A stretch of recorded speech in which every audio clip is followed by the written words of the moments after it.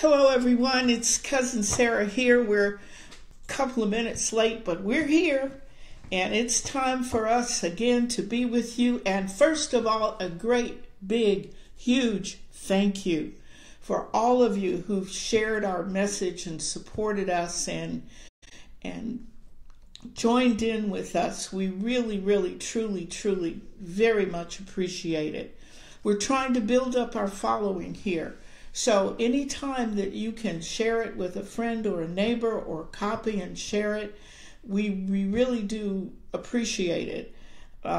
Also go to our YouTube page, Cousin Sarah Productions, and subscribe, because we have some really great stuff that we're going to be putting out on the YouTube channel.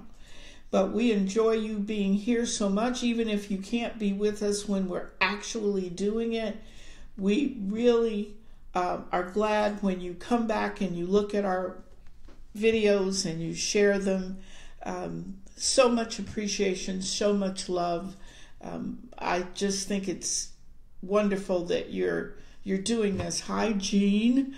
I see Jean is watching. So here we are, January the 24th, and our message tonight is entitled 20 Minutes. A little while ago, a couple of weeks ago, I think it was, in Hawaii, something really awful happened. Somebody at the Emergency Management Bureau pushed the wrong button. And when they pushed that button, a message went out to all the Hawaiian Islands that they had spotted an incoming intercontinental ballistic missile. Now that means it's a missile probably with a nuclear warhead.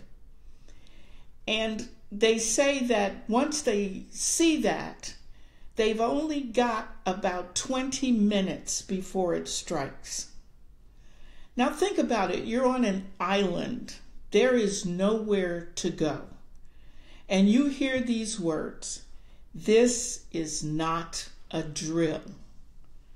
So you basically have 20 minutes before you are vaporized. What would you do? What would you think? What would be going through your head? Who would you want to be with? Who would you want to be around you? Think about that for a minute. Would you be thinking about the things you did do, the things you didn't do?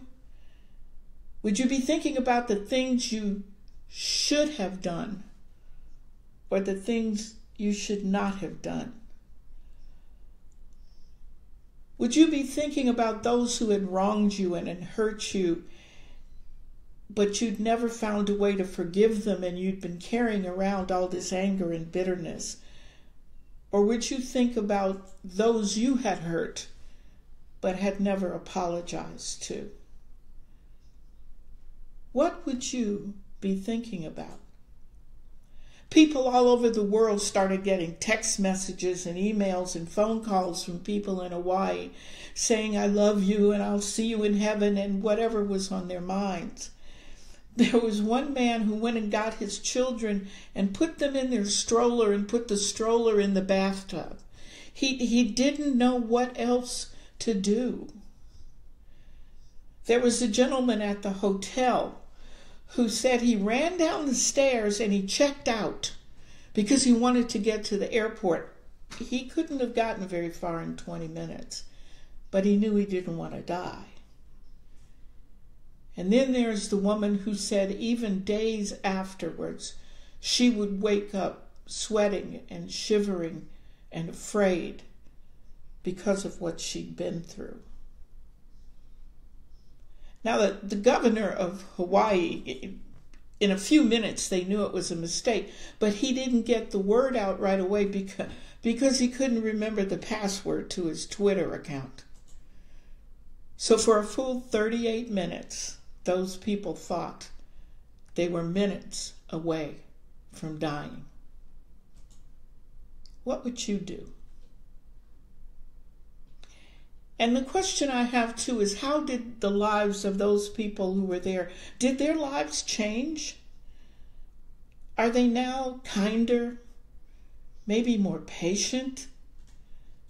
Do they now enjoy their lives a little more than they used to? Take time to enjoy it. Do they hug the ones they love and tell them they love them more than they used to? I hope so. And I hope if there's anything we could learn from it, it would be that we want to live our lives in such a way that if that ever happened, God forbid, we would be able to say with some kind of certainty that I've done the best I can and I'm ready.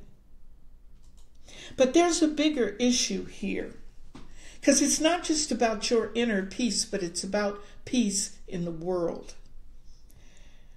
The 5th chapter of Matthew, the 9th verse, Jesus is giving the Sermon on the Mount, and he says, "Blessed are the peacemakers, for they shall be called the children of God."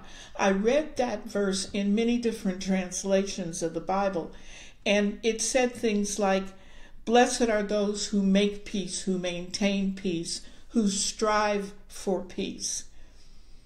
In the Message, which is a very modern translation of the Bible, it says, "You are blessed when you can show people how to cooperate instead of compete or fight.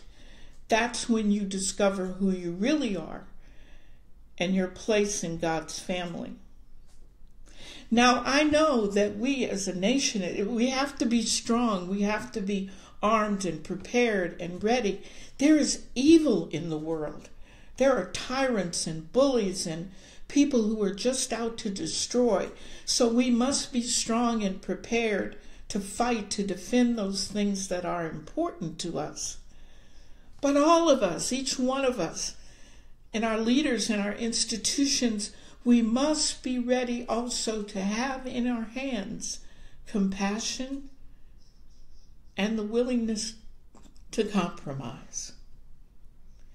Because the very notion that we would ever hear the words, "This is not a drill," is unthinkable. Unthinkable. The author Byron Katie said, "The person who finds peace inside and lives it is the one who teaches what true peace is." Food for thought. Thank you so much for being here with us tonight. Remember to follow us and like us. I've had a lot of people contacting me, asking me if I'm available for speaking engagements, workshop presentations. I certainly am. If you go to sarmstrong.biz, B-I-Z, and go to contact us, you can see how to get in touch with me, and we will be very glad to talk to you about that. Please go to YouTube, sign up to subscribe to our channel, because we're trying to build up our following. If these messages mean something to you, I ask you to do that. So, remember, Sara says, if we are who we say we are as children of God, and if we believe what we say we believe as people of faith, then we must find our inner peace. We must live that peace, and we must teach it to the world. Thank you. God bless you. May God's grace and mercy shine upon you, and may we all find peace. I'll see you right here next week.